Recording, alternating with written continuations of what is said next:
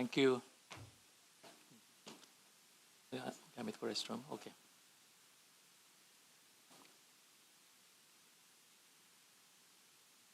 Paano ito?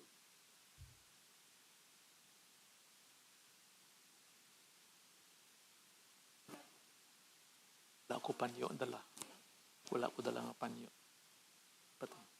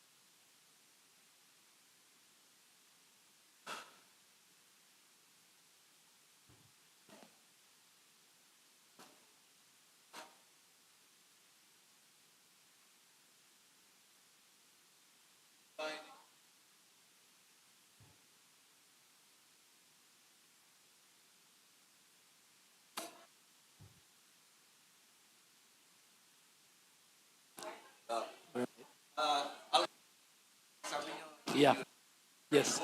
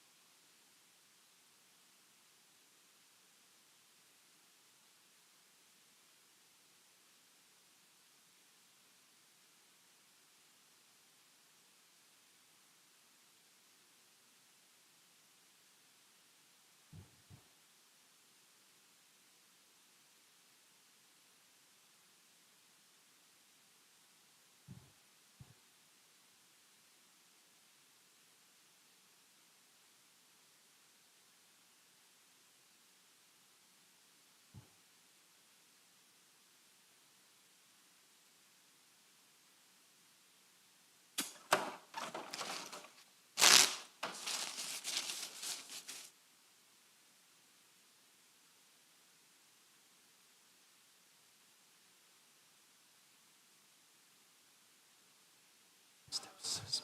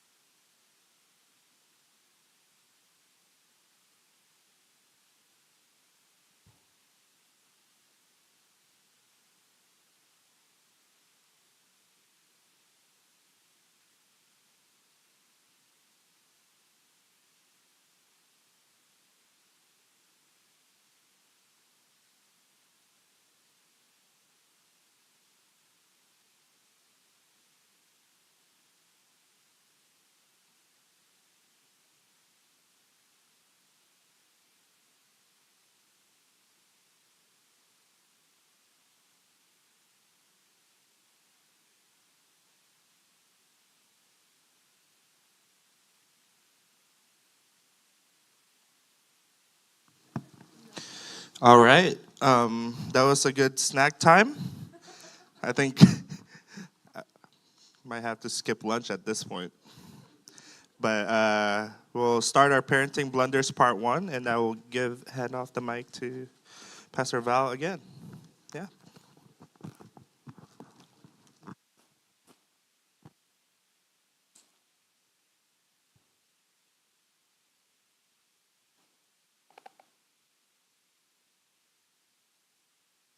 All right, thanks for those who have returned back. Uh, um, for those of you who may not be aware, I maintain a blog. It's called www.pilgrimsreflection.com. So I have about maybe 36 articles there. It's all about mental health and addiction. For those of you who might be interested to visit that one day. And another piece of information that I'd like to share is that the book Addiction and Integrative Reflection is also available in the Kindle version. Okay, so if you go to Amazon.com and you want the Kindle version, you can get that at a much cheaper price. Yeah.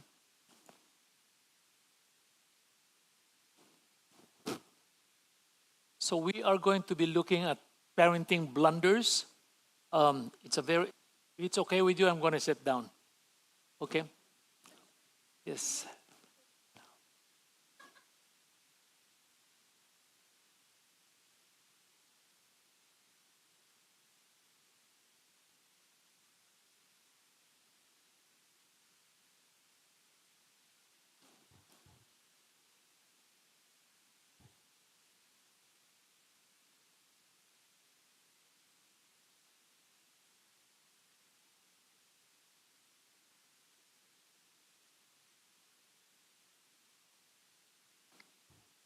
Okay. So I couldn't find it here.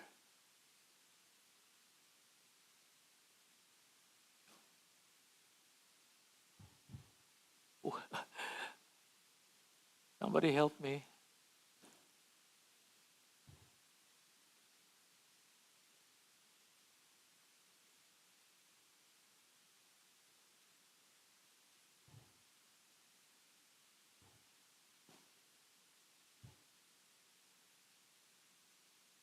Okay. So how do I proceed? It's not here. I was trying to look here. I think Leandro is coming, so he is the savior with the small letter S.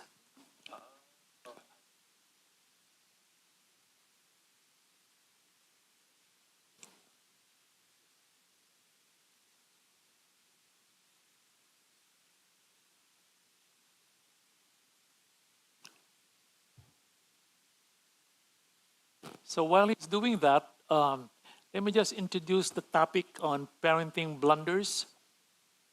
I'm using the term parenting blunders to refer to a common behavioral patterns demonstrated by parents that cause shame-based development in children.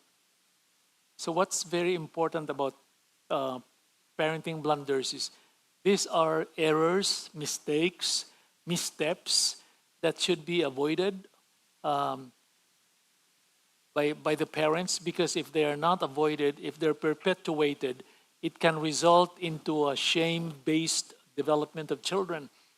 And every now and then you're going to hear me talk about shame, because that is a major, thank you, Leandro, because that is a major um, theme that appears when we talk about blunders.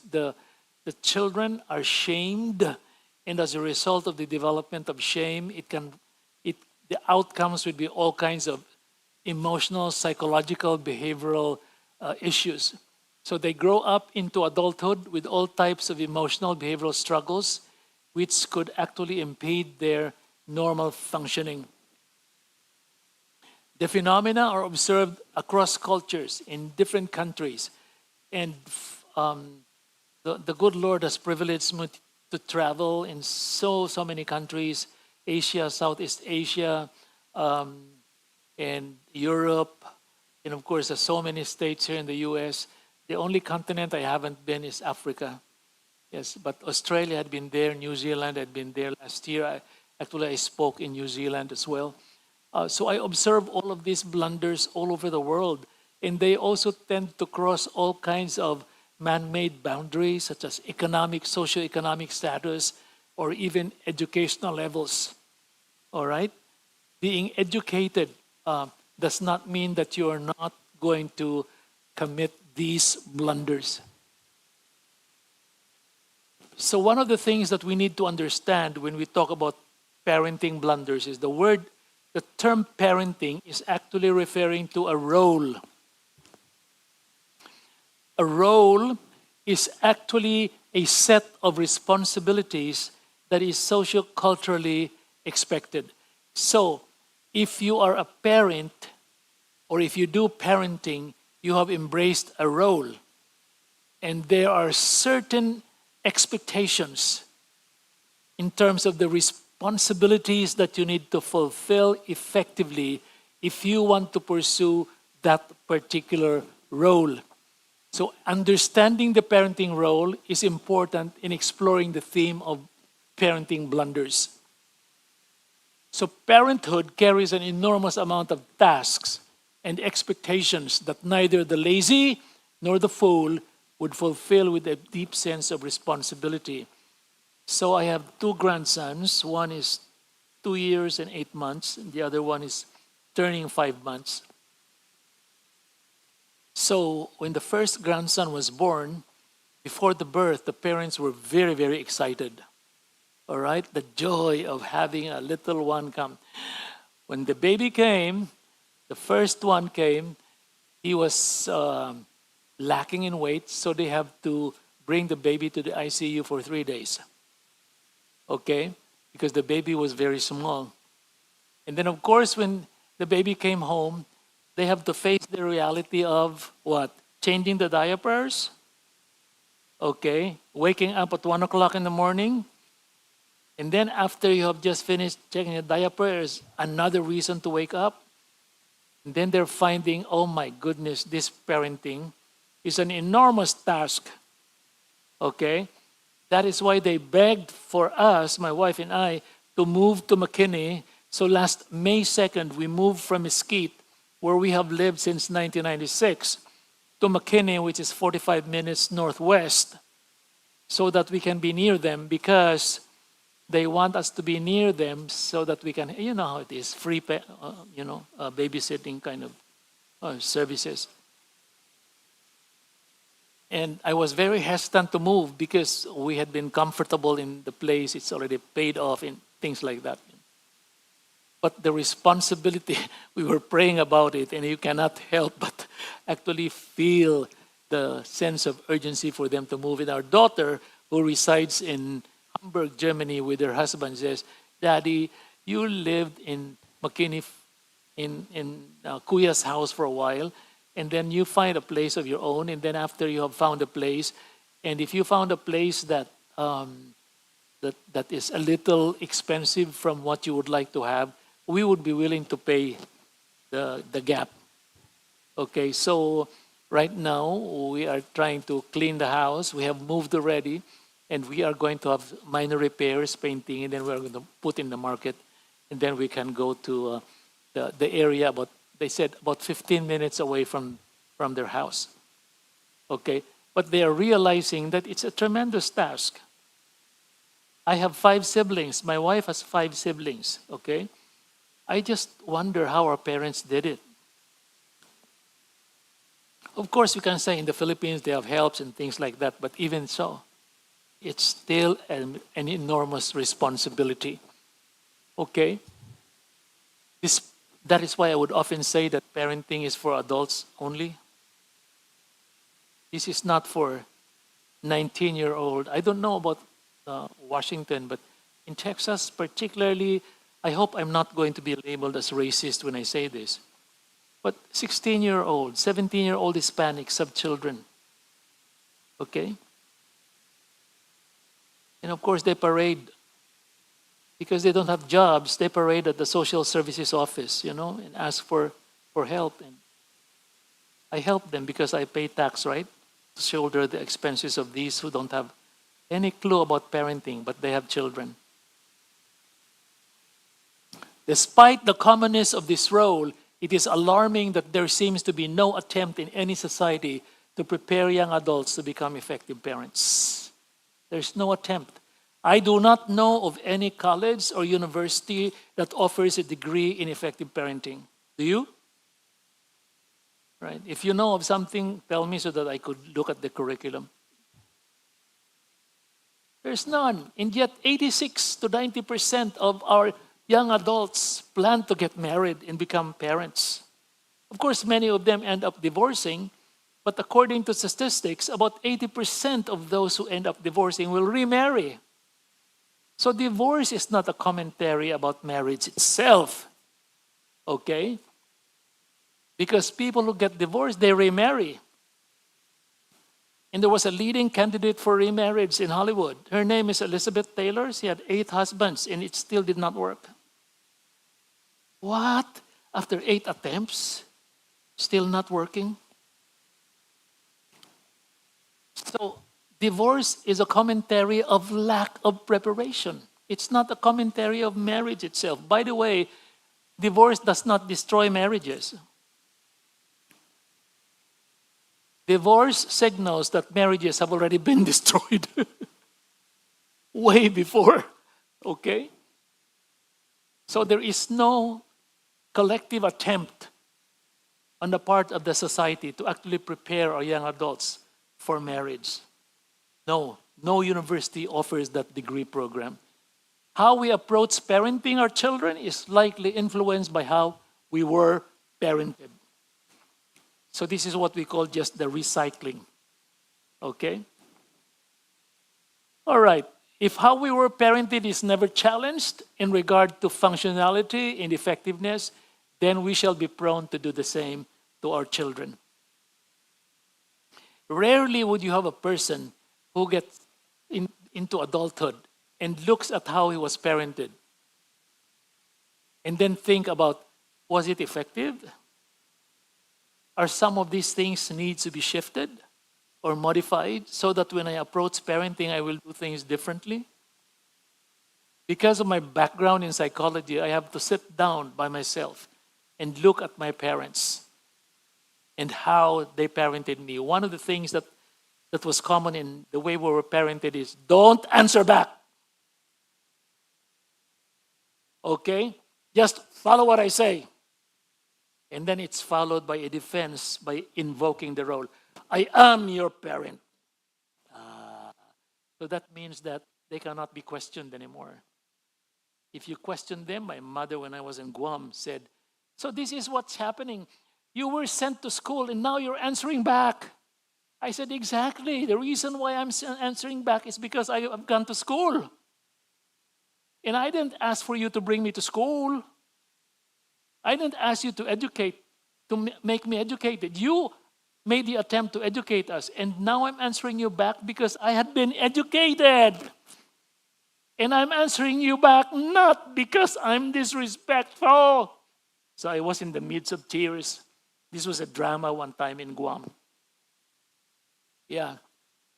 Because my siblings were reporting back their complaints towards me. I said, why don't you go directly to them, to our parents? Why do you report to me? And because my siblings would say, because you're the one who can articulate it to them. So I told my mother, and this is what she said. So I cried, going to my bedroom. And my bedroom was just, there's a thin wall that separates my bedroom from my parents' bedroom. And as soon as my mother entered their bedroom, I overheard, I was crying, but I was eavesdropping. And my father said, you do not treat them that way. They are very educated already. Your son is smart. Stop doing that to them. And I stopped crying. Yeah. But this is how it was in my family of origin. So when I became a parent, I told my children, you can answer me back. I only have one rule. Don't scream at me. And when you answer me back, sit down and let's talk. But you can answer me back. Yeah. But we have to do this intentionally to examine whether it was working or not. The enormity of the impact of ineffective parenting will not only negatively affect the individual child and the future family of this child, but the community, the whole nation. And that community includes the church. How you parent your children will eventually affect the church. Okay? Consider this. The Straits Times. The author is Charmaine Ang. That's the author of this article. In Singapore, Straits Times of Singapore published a study that quantified the economic and social cost of adverse childhood experiences, ACE, resulting from trauma due to poor and ineffective parenting to the children on a national level. Look at this. The headline captures it all. Adverse childhood experiences could cost Singapore about 1.18 billion a year. How? Mental health issues of young adults that were traumatized as children. Addiction issues of young adults that were traumatized by children. Very interesting. I admire Singapore for being very courageous to make this study and to quantify. So the result is that we have to return back to our parenting. That's what they were saying. And shift the way we parent our children. Because if we don't, if we keep on doing this, we will be paying the cost of traumatized children who are now young adults. Very interesting study. It is my desire to awaken parents, future parents, and even grandparents to the gargantuan effect of parenting. So many people are saying, can grandparents attend your seminar? But they're already grandparents, it will be too late. No! It's not too late because you have enormous opportunity to make a difference to the younger ones. So hopefully, if you learn something here in terms of insight, and you discover your own way of parenting and you made some mistakes, then you can have power in terms of sharing with the younger ones and say something like, learn from our mistakes. We shouldn't have done this. Okay? So it's not too late. Those of you who are planning to be parents, bless your heart. An enormous task. Those of you who are currently parenting, bless your heart. Okay? The task is going to be continuously difficult. So here are the first five parenting blunders. The book that I have written, the content editing has already been done. So I returned back the complete copy to the publisher. It's Palmetto. No, it's Westbow Press, which is a subsidiary of Zondervan. So they're now in the process of doing the design of the book, the cover and the interior, and I have included, I'm an amateur photographer, so I've included 20 photographs there. Each one of them is actually, contains a haiku. You know what a haiku is? It's a free verse Japanese poetry with 5 syllables. So this is what I do right now. If you want to be friends of mine in Facebook, every now and then you'll see a haiku. It's all biblically based. It's actually an effort to connect with friends and loved ones. Yeah. So here are the first parenting blunders, the first 5. Our next session, we are going to have 6. So there will be 11 blunders. So there are 11 chapters, introduction, conclusion, 13 in all. That's the book. It's Parenting Blunders. So please pray that they said 7 to 10 days it will be released. So I hope. And then I'll inform Pastor Cesar when it's already released. About 300 pages, yeah. So the first blunder is frequent comparison. Parents often compare their children with others. Okay? One of the reasons why there is a comparison to encourage the child to improve, to motivate the children to do their very best, to prevent the child from stagnation, or to prevent the child from getting too proud. Still, another reason that's commonly shared by parents is this.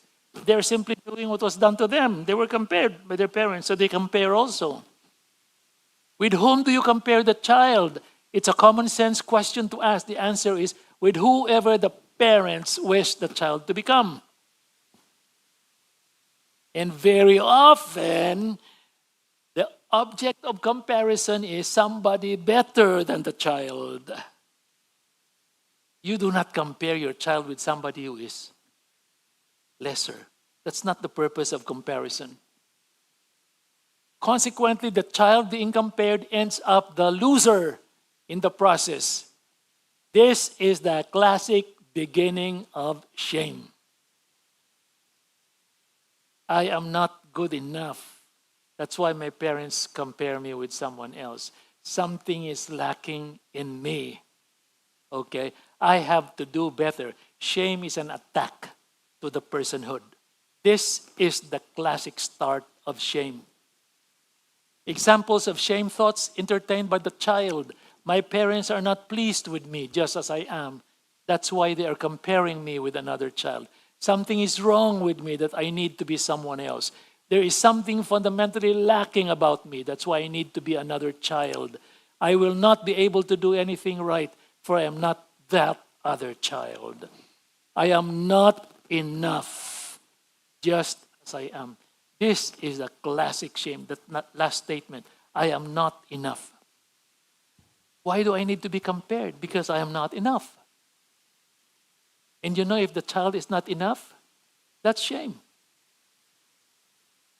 Countless pains in adolescence and adulthood could be attributed to childhood shame that remains unresolved. By the way, how many of you here have been compared? Let's see who is the honest ones. All right. So there are only 4 who are honest. The rest of you are either dishonest or sleepy, shy. Shame refers to, so here is the American Psychological Association's classic definition of shame. A highly unpleasant, self-conscious emotion arising from the sense of there being something dishonorable, immodest, or indecorous in one's own conduct or circumstances. Something is lacking, something is not appropriate in terms of how the person behaves. A difference between shame and guilt. Shame, something is wrong with me. Guilt, I have done something wrong.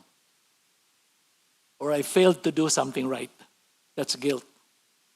So shame attacks the personhood, the selfhood, while guilt attacks the behavior, the violation.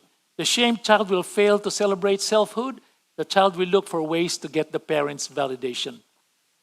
And the acceptable socio-cultural way is to become performance-oriented to get much-needed affirmation from the parents or from authority symbols. So the child will become performance-based. Okay? The areas where performance is often done to mitigate the adverse impact of shame are academics, sports and athletics, music, and fine arts. And when the child gets older, the area of finances becomes a powerful tool utilized to ease the lingering pain of shame. I have a client, a judge in Singapore. One day he shared with me, he said, until today, I am still trying to prove to my father that I am good enough. So I do a lot of overtime and extra work so that I could earn more and more money. And I said, where is your father now? Oh, he said, he is deceased now. So the father is deceased, and you're still proving to your father that you're good enough? That's what shame does. Becomes performance-based. The sad and most unfortunate reality regarding the pursuit of excellence through performance is simply this: it will never give true satisfaction. and will fail in mitigating the pain caused by shame. 3 suggestions toward shame recovery. Acceptance of self, so we're talking about spirituality here, includes acceptance of one's history. Okay? Please don't change your history. Accept it.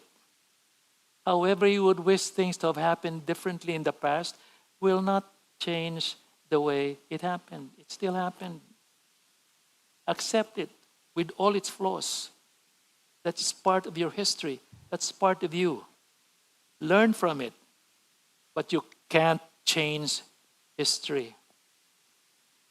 It already happened. You can learn from it. Celebration of selfhood. In Psalms 8, I talked about this earlier this morning. Oh Lord, our Lord, how majestic is your name in all the earth. Then you go to that verse 4. What is man? Who is Val Gonzalez that you are mindful of him? You took time to create him. You created him just a little lower than the angels. Wow. When I was in the seminary, I was good friends with 2 other guys. We used to sing together. One of them is 6 feet, and the other is 5'11". Both of them are ministers, even today. And one of the members of the university church asked me, "Hey, Pastor Val, don't you feel inferior?" And I said, "Why?" "Because you are small and they are very tall." And I said, "Oh, I've never seen that." I've never seen that because what's happening is they come to me for their problems. I don't go to them. Yeah. Celebrate yourself. Okay?